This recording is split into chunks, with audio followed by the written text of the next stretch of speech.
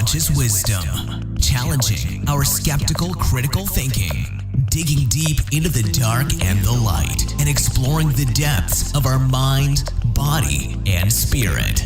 The podcast sprinkled with science, creativity, ageless wisdom, philosophy, and conspiracy. So be part of the discussion and get involved. Be part of the action of thinking and being the revolution. Be conscious with wisdom.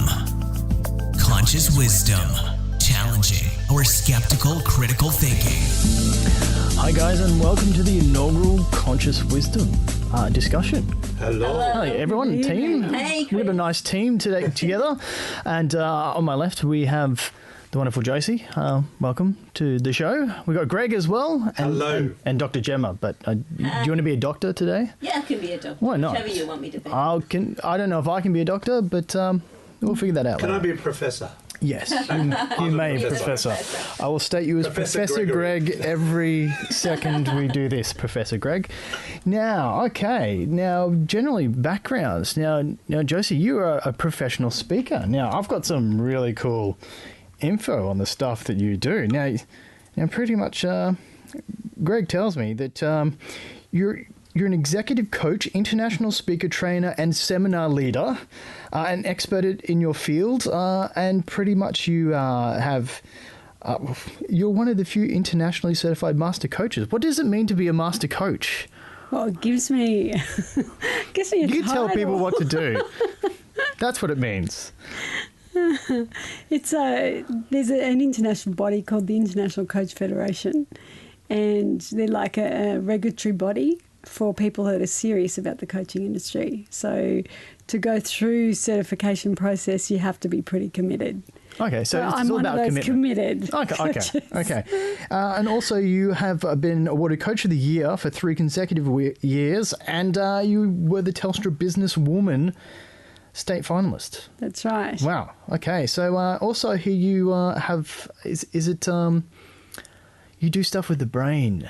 I do. I've just What is finished that about? my executive masters in the neuroscience, applied neuroscience for leadership. Okay. So for people out there who may not know, what is neuroscience? Neuroscience is the science of the brain, and it's looking at applying the insights that science gives us into practical everyday life. So you see the sparks and where the sparks fly. If You one see isn't sort of working, they may be a bit funny. We see the sparks, but we analyse and articulate what it actually means to apply it in everyday life. Okay, wonderful. And so definitely in the leadership landscape, but I take it into the everyday landscape for the everyday person. So I just spent the last couple of years doing my thesis on resilience. So I come up with a model around. No idea what that means, guys. So if you're with me, that's fine. Now, Greg, someone gave me this awesome bio on you. It was, Josie. I don't know It's who only it 20 was. pages long. I don't know. For some reason, it was 20 pages long. Wow. But pretty much for you guys out there who don't know, this man and our wonderful friend Greg found his love of music making back in the 70s and 80s. So you came from when music was pretty weird and good, and toured with bands, moved to the music business for over 33 years. 33 years in the music industry. It just sounded good. 33 is Well, very that just powerful. means you're awesome. Because if you last 33 years, And old. it just means you have a lot of antibodies in your body to get the alcohol out, doesn't it? That's right. Okay, Absolutely. nice. You've been lovingly married to Julie for 35 years. And pretty much, you pretty much self-taught everything Yep. from ancient ideas to philosophy to creative thought. And you are the founder of Conscious Wisdom as Yes. well, the meetup group. Tell us Yes. about the meetup group. Well, about 2 years ago, I've been reading so much stuff, and I just thought I need to download some of this. And there must be other people that read this stuff, because I can't be the only one that picks these books up. So I kept bumping into people, and I invited them along one night for a cafe sort of get together, have a food to eat, and there was about 10 of us, I think, the first time. And we just basically talked random topics, and it went everywhere. Nice. What sort of topics do you guys go into? Well, Obviously, it's similar to what we do here at Conscious Wisdom Podcast. So let's say we explore what people know about, let's say we'll pick a topic like theosophical, and what does Okay, that mean? yeah. And then we'd go, okay, does anyone even know what that means? And we'd break the word down. We'd talk about who Bit of started it. linguistics thrown in there, which is how words are put together. Yeah, and we that started kind of thing. exploring that. And Okay, yep.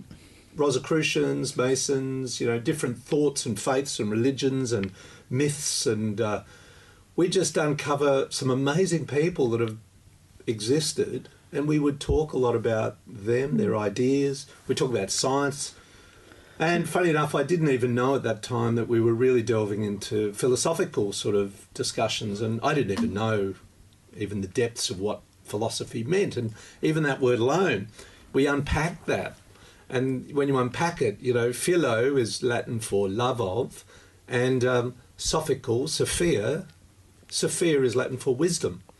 So love of wisdom is a very simple term for philosophy. Now, also, we have Dr. Gemma Regan. Awesome. Now, see, I didn't get any kicks under the table from that one because there is a president that may get kicked by Gemma later because of how he says his name. I'm not saying who that president it's actually is. spelled differently as well. Oh, okay. I should have researched that one a little bit before I came in. Yeah, you can kick me later, John. Okay.